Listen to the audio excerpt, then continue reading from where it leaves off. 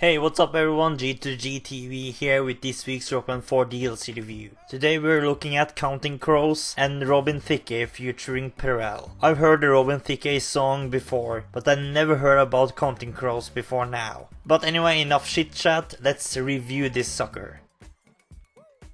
The first song is Blurred Lines by Thicke featuring Pharrell. And on drums this song is really repetitive. Granted the beat is fun enough, but repetitive. There is just one beat going throughout the whole song, which is a 4-hit beat on a hi-hat with a few hits on the blue hi-hat opener. There is also double and triple taps on the hi-hat, and some extra hits on a snare. But that's pretty much it. There is some breaks with the red and yellow pads for clap sounds. But other than that, it's just a fun beat that repeats the whole song. If there would be more of a variable beat with fills, this song would be really fun, but for me it's just below average. I give the drum shot a 4 out of 10, because it's really repetitive.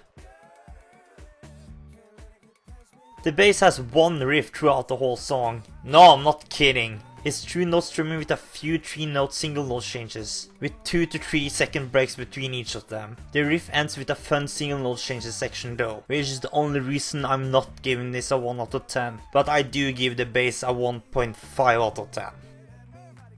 The guitar chart only have one riff repeating throughout the whole song, which is 2 and 3 finger chord strumming with a few single notes between them. The riff does have a fun ending though, which is changes between single notes and 2 finger chords, but overall very repetitive and not very fun. I give the guitar chart a 2 out of 10.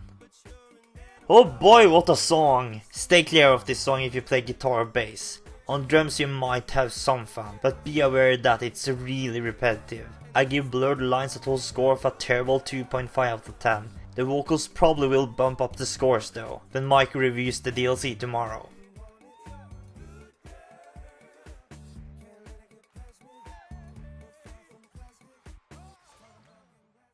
Our second and last song is Mr. Jones by Counting Crows, and while the drum shot is slow at the start, it's still better than Blurred Lines. It starts with hits on the hi-hat only, with a few kicks here and there. It then becomes a simple and basic 4-8 beat, with some hits on the blue hi-hat opener. It's not super repetitive though, since the pedal kicks changes enough for it to be enjoyable. And before the choruses start, it becomes this really fun beat with some extra snare hits and pedaling. The chorus is more or less the same as the verses, just with some simple hits as well. After the second chorus there is kind of a bridge, that is a cut up 8-hit beat on the hi-hat, with some extra snare hits and even some double taps on the snare. This beat was very fun, and it made the song a lot less repetitive. The last chorus is also a lot better with a lot of extra hits and double taps on the snare, and a lot of changes in the beats with extra hits on the cymbals as well. Overall the end was the highlight of the song, and because of that I give the drum chart a 7 out of 10.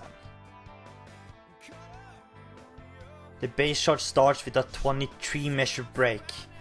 At last the chart becomes really fun after that. After some strumming on the yellow note for a short time, the main verse riff starts, which is 2 notes strumming with a lot of single note changes and sustains. And even though it's more or less the same riff going through all of the verses, it still doesn't feel very repetitive. The chorus is more or less the same, just in a different way, with some more single note changes and even some hammer-ons thrown into the mix. The bridge after the second chorus is single note sustains with very few single note changes and hammer-ons. This was the most boring part of the song besides the 23 measure break, of course. The last chorus is also a little bit different other than the other choruses, with even more single note changes. Overall a fun song when the chart actually starts, and I give the bass chart a 7 out of 10. I would have given it a higher score if it wasn't for the break though. The guitar chart is by far the worst instruments on this song. It's 3-finger note chord strumming throughout the whole song, with a few single notes to connect them.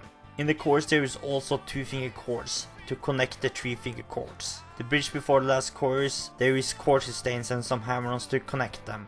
With that said, it's not too bad, and it wasn't super boring even though it was repetitive. I give the guitar chart a 4.5 out of 10. This song is a safe bet on drums and bass, but guitar is just slightly below average for me. I give Mr. Jones by Counting Crows a total score of above average 6.2 out of 10. This week had a stud and a done when it comes to fun guitar, bass and drum charts. You should check out Mr. Jones, but blurring lines is only below average on drums. It can be funny if you don't mind the repetitivity. I give this week a total score of a slightly below average 4.4 out of 10. But that's it for me today. Make sure to like, share and subscribe as always for more rock band content in the future. Also check out my Avenged Sevenfold month here. I will review all the Avenged Sevenfold songs in the game throughout the whole month of August. Stay tuned for my Afterlife review soon. Comment what you thought about this chart and review in the comments, and see you next time.